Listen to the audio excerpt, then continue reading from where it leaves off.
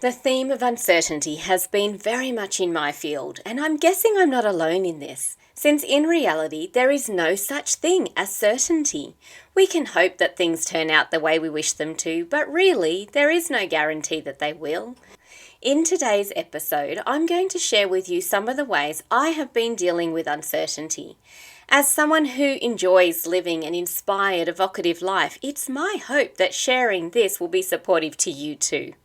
We are conditioned to believe that if we follow the steps, adhere to societal rules, we will almost certainly end up successful in whatever we pursue. Isn't that why we're advised to stay in school all the way to the end of 12 years, go to university or college, get married, work hard, buy a house, set up a safety net? And yet, even after doing all of that, many people seem to end up miserable and feel trapped in a life that doesn't align with the essence of who they truly are. So what's the alternative? No plans at all? Go where the wind blows? Do you desire to live a life that supports you in thriving? A life based on understanding your unique design and engaging more in your passions? I'm Marie-Nicole, and I am devoted to combining beauty, uniqueness, and connection in everyday living experiences. As a creative professional and Dharma coach, I help people connect to the truth of who they are and facilitate them in embodying their uniqueness.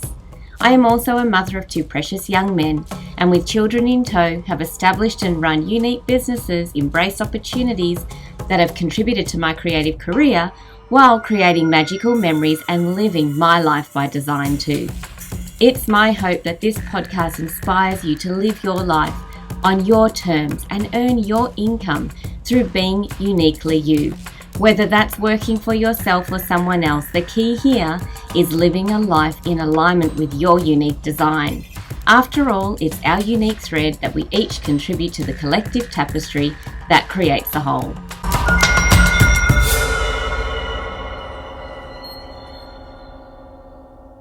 In my experience, you can do all the so-called right things and still be confronted with the same outcome, faced with uncertainty, wondering if you made the right decision, the right choices along the way, questioning where on earth you went wrong.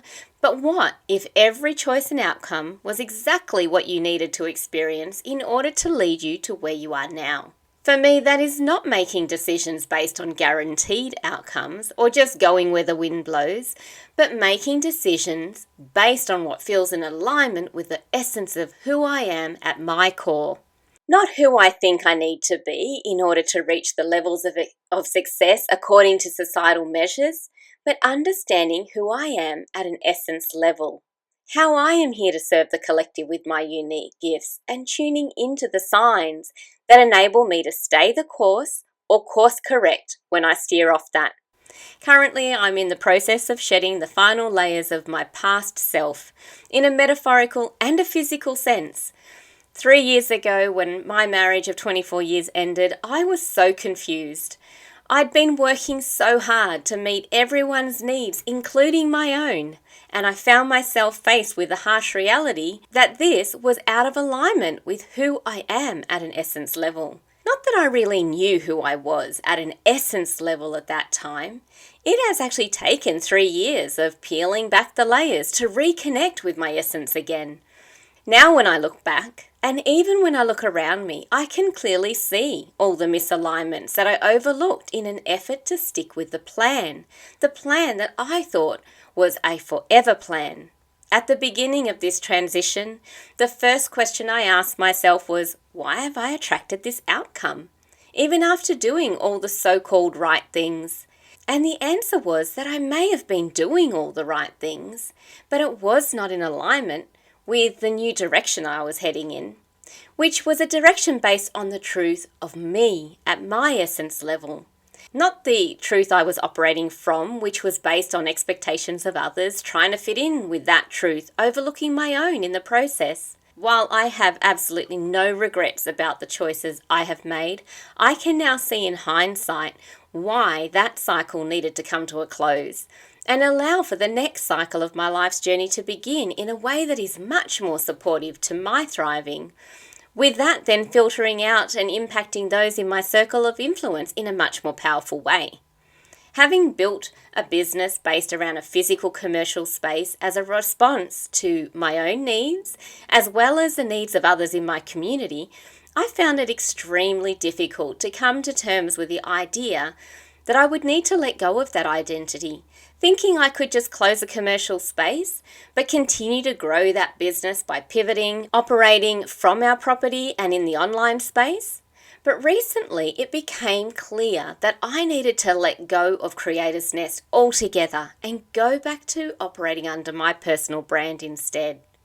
Once that decision was made, it was like another layer of weight that I had been carrying unnecessarily had just dropped away. This process of letting go, lightening my load, has been a massive task over the last 3 years. Becoming more comfortable with uncertainty and leaning into the unknown, but also trusting in the process, which is not an easy journey to embark on. But each time another layer drops away, I feel this big sense of relief. And then the next set of shadow patterns are illuminated, waiting to be recognized and transmuted, and the process starts all over again. It's never ending. Not long after my marriage ended, I had people ask if I was on any dating apps, which I am not, and I've not even really considered it, actually.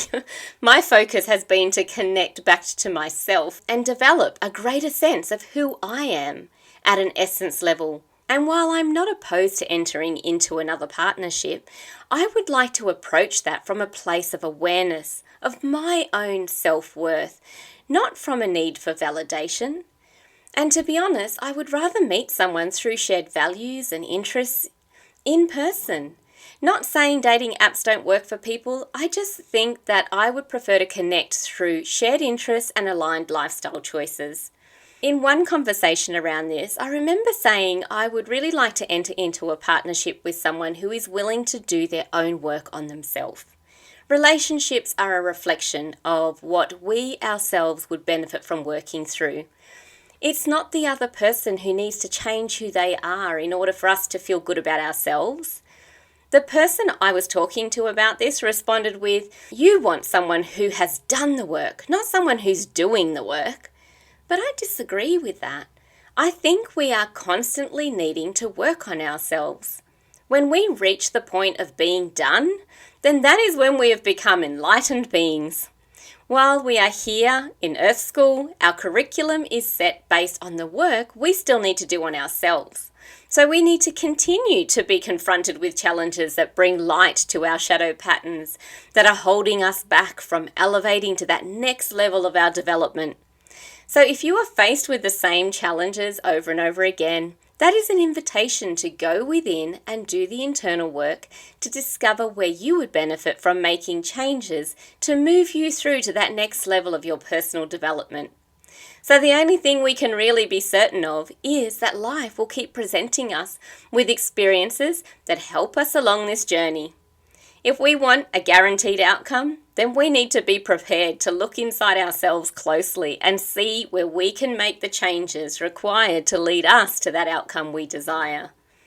This last couple of weeks, there has been a big focus in my family on the wedding of my former husband and his new partner, which of course has brought up all sorts of emotions and internal dialogues about aspects perhaps of where I could have done things differently to not have my marriage end. But in truth, I don't believe it was meant to continue beyond the 24 years we had together, because I believe our partnership took us through the lessons we needed to experience together and left us with our own personal journeys to continue on that did not require each other anymore. One area that I have needed to dig deep into transmuting is learning to go back to standing on my own 2 feet again, completely, rather than having the safety net someone else provides for me. As a creative professional, working as a cog in a system is not conducive to supporting my design, but I do need to learn to trust even more deeply in the wisdom that I have acquired over my lifetime that formulates what I am here to do in service to the collective, while still being able to support myself so that the next time I enter into sacred union, I come to that union complete, not feeling I need to be completed by another. I am not here to say I have it all figured out, but what I can share is what I have been doing to stay the course in a way that feels supportive to my growth in this area of my personal development. Now, that said, I have had many years of experience in establishing businesses that align with my values and ethos, working with my unique skills to create opportunities to serve others through the utilization of those skills, while still maintaining my own personal health and well-being. And this is why I chose to become a certified soul purpose coach. Embodiment is about taking aligned action with our unique design, which starts with awareness of self and understanding our unique design. Now, I offer a 3-month container working with modalities that help you connect to your truth and live your purpose, which is not necessarily the job you do, but who you are here to be, and your contribution to those around you. Developing a cyclical approach to living while supporting your unique energy system. Establishing habits and practices that support you in thriving and living your life by design. If this feels like the support you need right now, then reach out for a connection call and let's see what magic we can create together in your life. If you are interested in this, you will find a link for my embodiment coaching service in the show notes.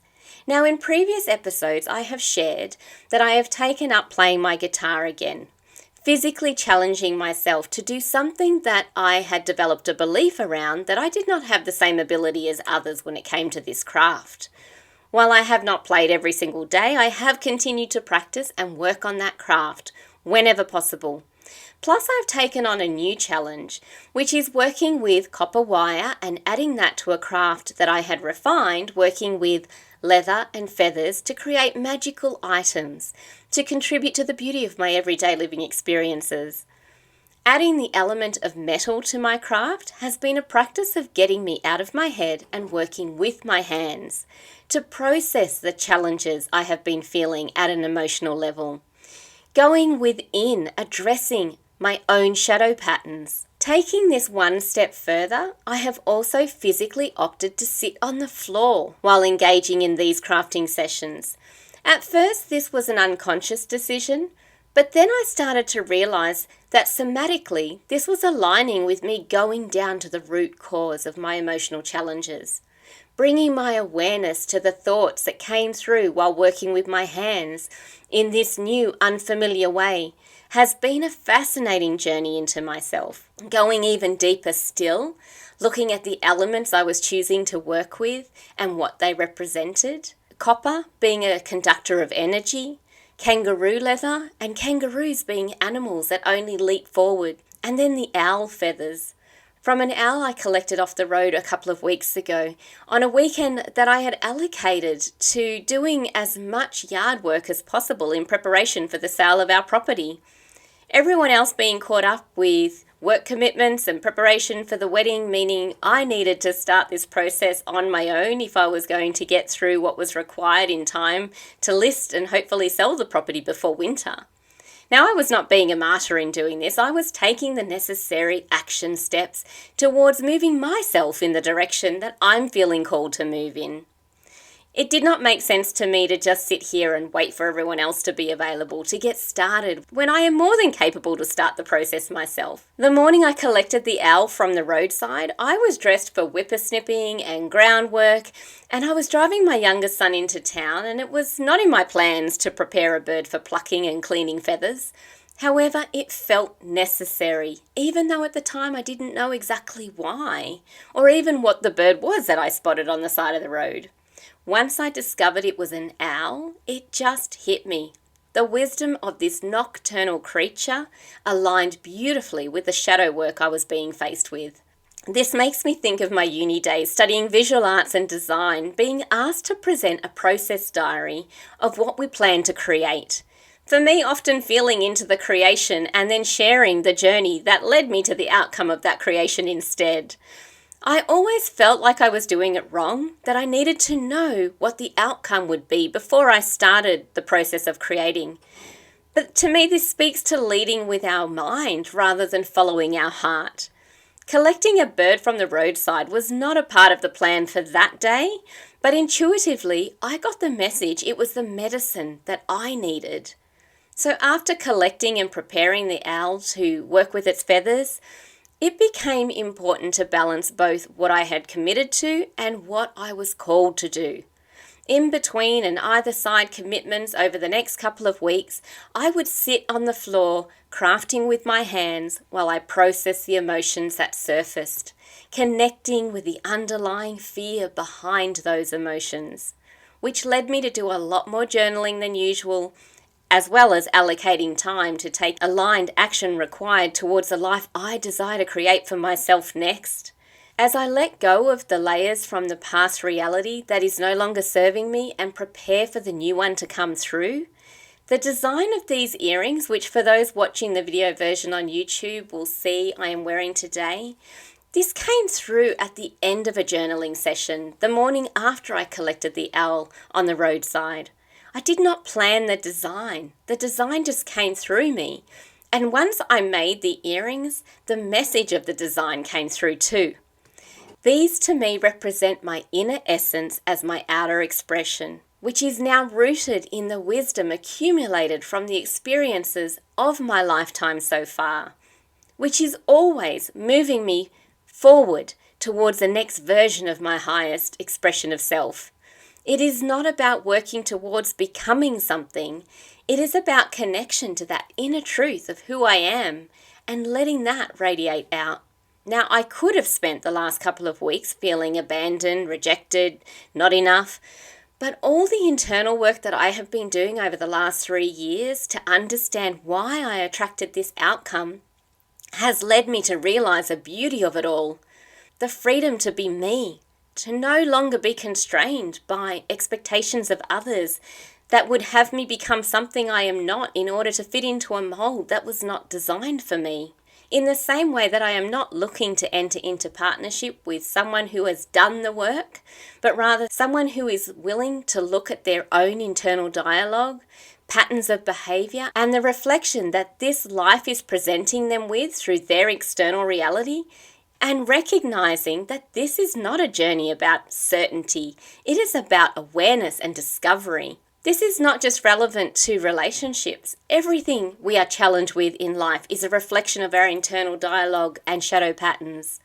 It is about evolving into our highest expression of our true essence, which is not a once and done process. It's a layer by layer process of elimination and trial and error and course correction. When we approach uncertainty with curiosity, we open ourselves up to experience true magic. Now, my invitation to you is to lean into uncertainty with a little less fear and instead approach it with curiosity. Take yourself through physical experiences that help bring awareness to the understanding of emotional blocks that could be holding you back from moving forward, and trust the intuitive guidance that is nudging you towards something more magical than you could have planned for yourself through doing what you think you should work towards as a guaranteed outcome. So until next week, let us continue to explore and evolve, trusting in the process, remaining open to the endless possibilities that life has to offer us. So thank you for listening all the way to the end of this episode. I hope that it provided you with insights and inspiration that you need right now on your quest of fostering thriving. Please do pass this episode on to someone you think would get value out of it too. And I'd really appreciate if you leave a review for this podcast on Apple or Spotify, or a comment on YouTube. I'd love to hear any insights or inspirations this activated in you, and look forward to drumming, dancing, or soaring alongside of you.